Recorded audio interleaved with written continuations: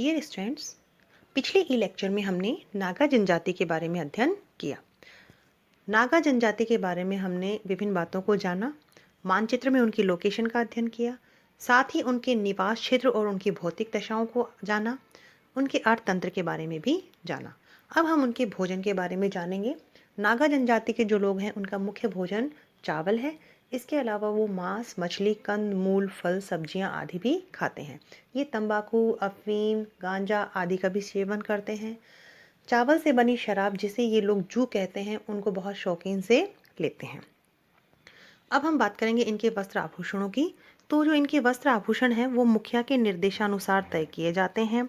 ज़्यादातर ये लोग पुरुष जो होते हैं वो धोती पहनते हैं और स्त्रियां जो हैं घुटनों तक की साड़ी पहनती हैं। इनको आभूषणों का बहुत शौक होता है। ये अपने सर पर रीछ के बाल की या फिर खोपड़ी की टोपियां पहनते हैं और साथ ही उस पर हार्नबिल के पंख लगा लेते हैं। हाथी दांत, पीतल के भुजबंद भी पहनते हैं। टखनों के ऊपर ये लोग बांस या बेंत की खपचियां भी बांधते हैं। कानों में पीतल की बालियां पहनी जाती हैं। इस प्रकार जो स्त्रियां भी हैं वो भी आभूषणों का प्रयोग करती हैं। तो इन्हें वस्त्र, इनके आभूषणों का बहुत शौक है। इनमें गोदने गुदवाने की भी प्रथा होती है। अब हम बात करेंगे इनके आवास की। तो जो नागाओं के आवास हैं वो बहुत ही विशेष प्रकार के होते हैं। ये लोग अपने गांव जो है पहाड़ों के ऊपरी ढालों पर बसाते हैं। इनके गांवों की औसत जनसंख्या 650 तक होती है। एक गांव में लगभग 200 से 250 मकान या झोपड़ियां होती हैं और मुख्य रास्ता जो गांव के द्वार तक जाता है पत्थरों से बना होता है। इनके जो बस्तियां हैं उनकी एक जो विशेष संरचना है उसे हम मोरंग कहते हैं। ये अविवाहित युवकों के शयनागार होते हैं जहां पर इनको विभिन्न प्रकार के प्रशिक्षण दिए जाते हैं और इनके सामाजिक जीवन में मोरंग का बहुत अधिक महत्व होता है। ये एक प्रकार के क्लब घर होते हैं और जो इनके जो घर होते हैं वो इनके जो गांव होते हैं उनमें 2-3 मोहल्लों में उनको बांटा जाता है जिन्हें खेल कहा जाता है। और ये जो मोहल्ले होते हैं ये मालिक का जो आर्थिक स्तर है उसको प्रदर्शित करते हैं। इनके घर जो है 2 बातों को ध्यान में रख के बनाए जाते हैं। एक तो घर गांव के निकट खेतीहर भूमि उपलब्ध होनी चाहिए और निकट ही जल का स्थायी प्रबंध भी होना चाहिए। इनके मकान 7 मीटर लंबे, 4 मीटर चौड़े होते हैं और पीछे एक खुला चबूतरा होता है। इनके मकान 2 छप्परों वाले होते हैं जिसमें 10-12 वर्षों तक ये आराम से रह सकते हैं। बाहर के कमरे का फर्श मिट्टी से लिपा जाता है। भीतरी मुख्य कमरे में उठने बैठने, चूल्हे, रसोई के बर्तन रखने के लिए काम में लिया जाता है। ये अपने मकानों के द्वार पर मानव की खोपड़ियां, खाल आदि भी लटका देते हैं और अपने घरों के बाहर भैंस के बड़े बड़े सींग और तुरही आदि लगाते हैं। अब हम बात करेंगे इनके सामाजिक संगठन की। तो जो नागा जनजाति के जो लोग हैं इनका सामाजिक संगठन है वह बहुत ही विशेष प्रकार का है।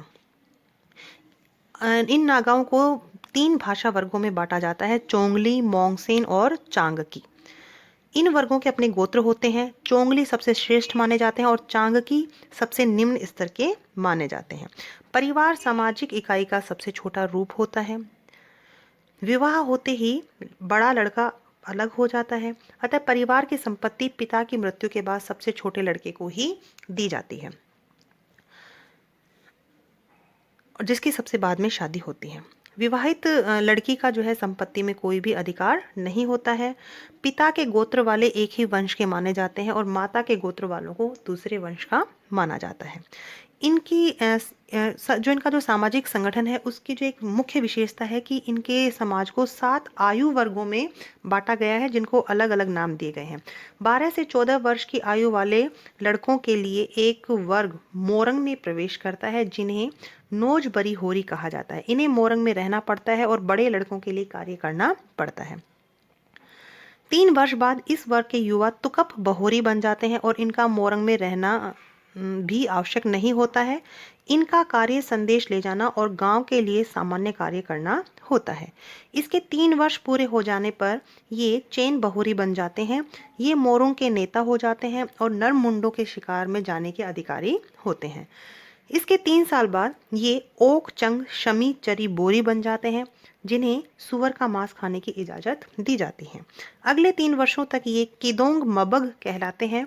यह गांव का सम्मानीय व्यक्ति हो जाता है, इनका विवाह भी हो जाता है और मोरंग से इनका कोई संबंध नहीं रहता। इसके 3 वर्ष बाद खोनरी बोझा ढोने वाले कहलाते हैं एवं इनका मोरंग से इसके 3 वर्षों बाद खोनरी बोझा ढोने वाले कहलाते हैं और इनका कार्य बलि के लिए पशुओं को ढोने वाले मजदूरों का प्रबंध करना होता है। अगले 3 वर्षों के लिए ये ततारी कहलाते हैं और वृद्ध लोगों की सलाह से गांव का प्रबंध करते हैं। यह एक सुव्यवस्थित प्रथा है जिससे कि समाज को संगठित किया जाता है। गांव इनकी सामाजिक संस्था है।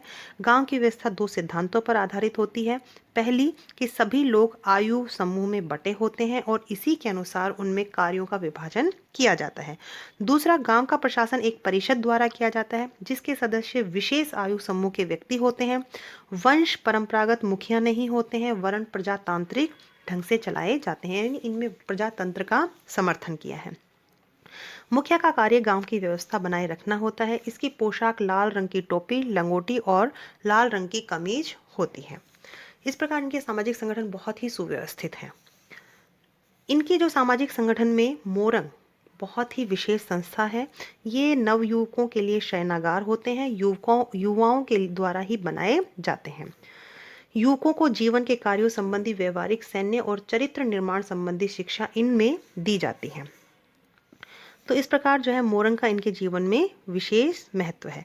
मोरंग की व्यवस्था करने के लिए परिषद चुनी जाती है जिसका एक मुखिया होता है, उंग्र कहते हैं, एक सहायक मुखिया तोंगलू, 14 परामर्शदाता तातार और 2 ओवरसियर टिंगायार और 2 शराब पिलाने वाले यबूतिर होते हैं। यही परिषद जो है अनुशासन भंग करने वाले युवकों पर जुर्माना करती है और उनके सदस्यों के विवादों को सुलझाती है। अब हम बात करेंगे इनकी विवाह प्रथा की। तो लड़कों की विवाह जो है 20 से 25 वर्ष की उम्र में और लड़कियों का 18 से 20 वर्ष की उम्र में विवाह किया जाता है। विवाह अपनी ही जाति में किया जाता है। इनमें एक विवाह प्रथा ही प्रचलित है। वधु मूल्य इनमें देना पड़ता है जिसमें 5 से 6 टोकरी चावल, एक चमड़े की ढाल और 1 या 2 दाव दिए जाते हैं। विवाह अधिकतर फसल काटने के बाद होते हैं। इनमें तलाक की भी प्रथा होती है। तलाक दी गई स्त्री के आभूषणों, वस्त्रों और बच्चों पर पति का ही अधिकार होता है। इनके जो ये बहुत ही अंधविश्वासी होते हैं, साथ ही ये बुरी आत्माओं में विश्वास करते हैं। इनका मानना है कि जितनी भी आपदाएं आती हैं वो बुरी आत्माओं के कारण आती हैं। मृत्यु को बुरी आत्माओं का ही कार्य माना जाता है। ये लोग 3 देवताओं को मानते हैं। स्वर्ग का स्वामी जिसे लुंग किन जिंगवा कहते हैं, जो सभी प्राणियों के भाग्य का निर्धारण करता है और किसी को हानि नहीं पहुंचाता। लिजबा पृथ्वी का स्वामी है जो पृथ्वी का जन्मदाता माना जाता है और जो वर्षा, तूफान, जन्म, मृत्यु, बीमारी, मानव कल्याण को नियंत्रित करता है। तीसरा मोजुंग जो मृतक की देखभाल करता है। इसके अलावा इनके अनेक देवता होते हैं जैसे मुनग्राम। सभी देवताओं को प्रसन्न करने के लिए उत्सवों पर पशुओं की बलि भी चढ़ाई जाती है। प्रत्येक नागा अपने जीवन में एक बार समाज की परंपरा के अनुसार पूरे समाज को एक दावत देता है और दावत देने का अधिकार केवल विवाहित पुरुष को ही होता है जो अपनी पत्नी के सहयोग से ऐसी दावत का आयोजन करता है। नागाओं द्वारा नागा जो होते हैं वो युद्ध प्रिय होते हैं। उनकी सारी जीवन पत्ति ही युद्ध पर आधारित होती है। अनेक भागों में जो ये मनुष्य के सिर काटने और उसके मांस खाने की प्रथा आज भी इनमें प्रचलित है। ऐसा कहा जाता है कि ये जो है अपने घरों के सामने मानव की खोपड़ियों को भी लटका लेते हैं। तो इस प्रकार जो है इनमें सिर काटने की प्रथा जो है वो रक्त कलह से संबंधित है। इनमें बदला लेने का कर्तव्य जब तक पूरा नहीं किया जाता माना जाता है, जब तक कि सिरों की संख्या बराबर नहीं हो जाती है। तो इस प्रकार जो है ये स्वभाव से लड़ाकू होते हैं, लेकिन फिर भी ये अपनी प्रकृति के साथ में समायोजन किए हुए हैं। तो स्टूडेंट्स, इस प्रकार हमारी अब तक जितनी भी जनजातियां थी सिलेबस के अनुसार उनका अब हम अध्ययन कर चुके हैं। अब हम अगले ई लेक्चर में विश्व के नक्शे में इन सभी जनजातियों के लोकेशन को अंकित करेंगे। धन्यवाद।